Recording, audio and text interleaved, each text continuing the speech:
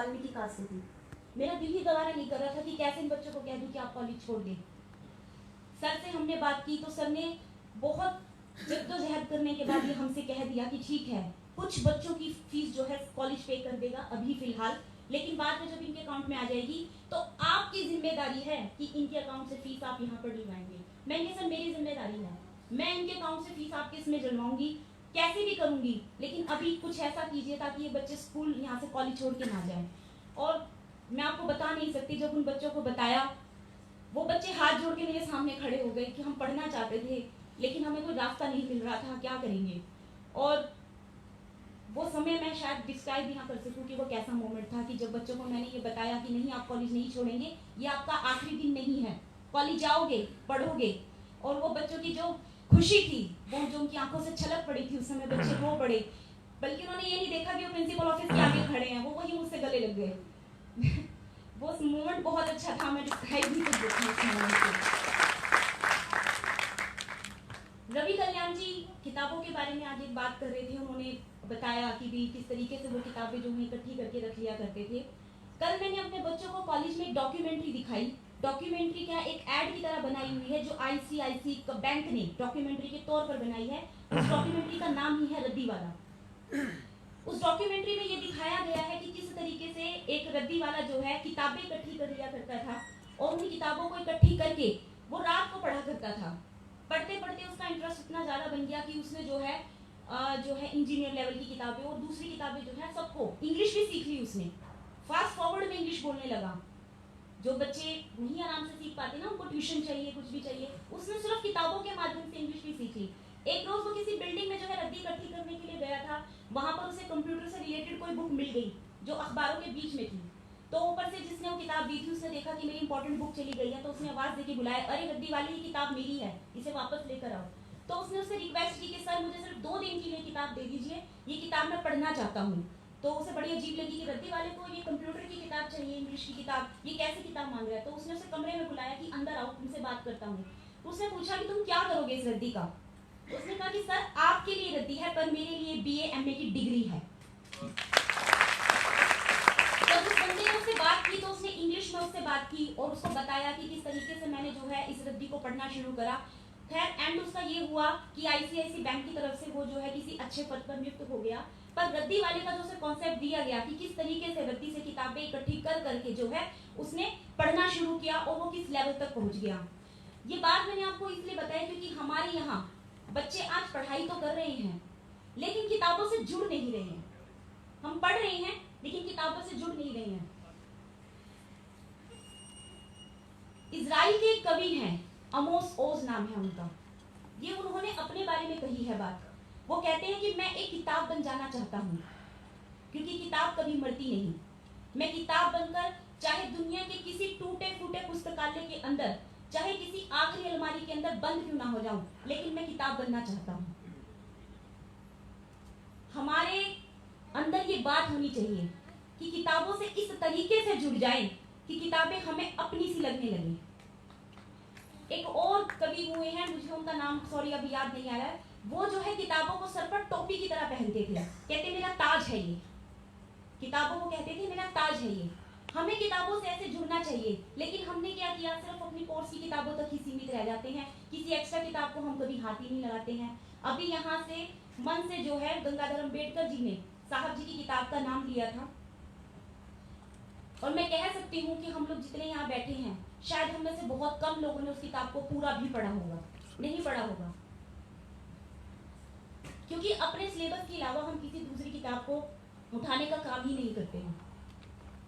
किताब एक ऐसा इतिहास है जिसमें हमारी मानवता भी बंद है और हमारा इतिहास भी बंद है, लेकिन जरूरत है उन्हें उठा के पढ़ने की।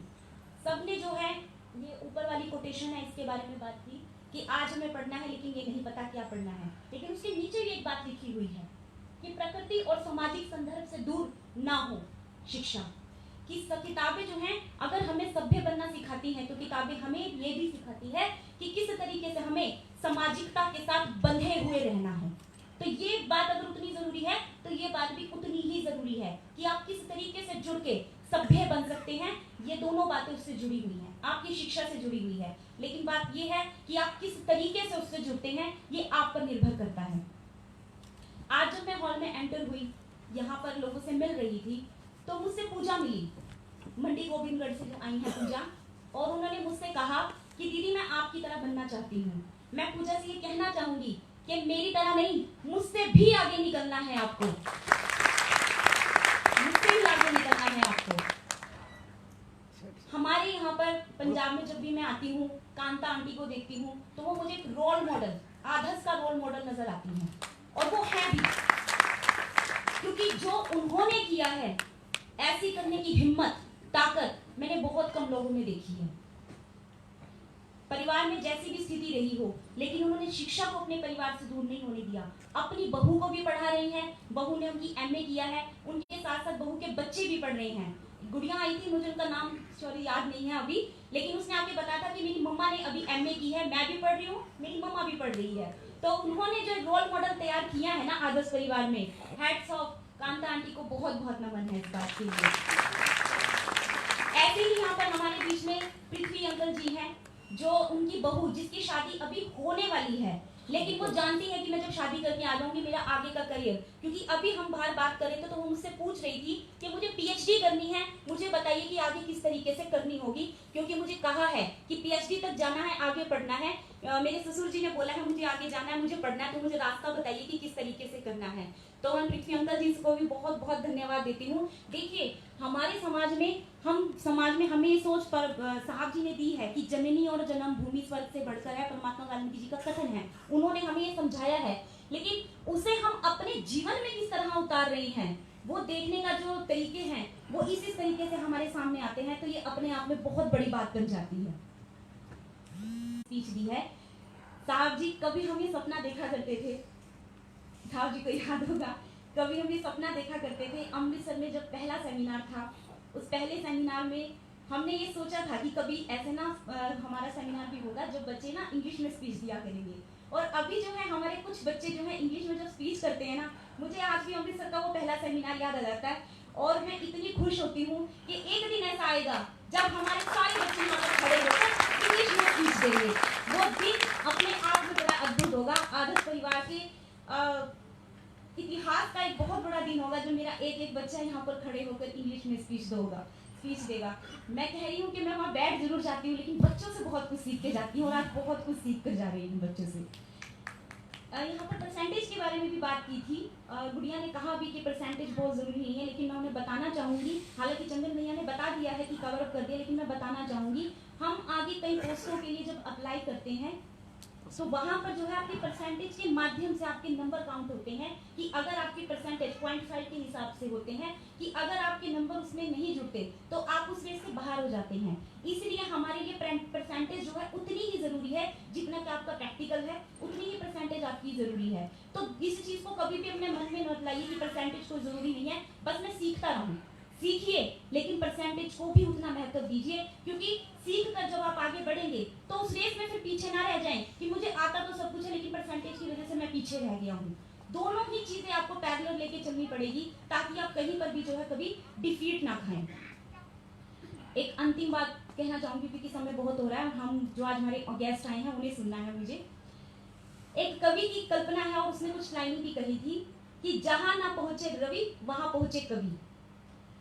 और ये बात आज मैं देखती हूँ तो गंगाधर अम्बेडकर जी के बारे में, क्योंकि वो मैं पिछले दिनों साहब जी ने मुझे काम दिया हुआ है, मैं वो काम कर रही हूँ, और मेरे सामने वो जो एक पोस्ट आई तो मैं देख रही थी कि वो छप्पर सा बना हुआ एक घर था, टूटा फूटा सा घर, और गंगाधर जी वहां बच्चों को लेकर बैठे हुए हैं और उन्हें कुछ बता रहे हैं, है ना। तो साहब जी ने उसके लिए बड़ी अच्छी सी लाइनें भी लिखी हुई हैं। तो अचानक मुझे याद आया कि वही बात कि ये उस तरीके की बात हो गई कि जहां ना पहुंचे रवि वहां पहुंचे कवि। हमारे कवि यानी कि गंगाधर अम्बेडकर जी जो हैं ऐसी जगह भी पहुंच गए हैं जहां जाके वो बच्चों को जागृत कर रहे हैं, उन्हें बता रहे हैं कि शिक्षा कितनी जरूरी है। और ये देखिए 3 दिन से वो बच्ची भूखी है, 3 दिन से वो बच्ची भूखी है, उनका दर्द वो यहाँ पर खड़े होकर महसूस कर रहे हैं, मैं वहां बैठ के महसूस कर रही थी।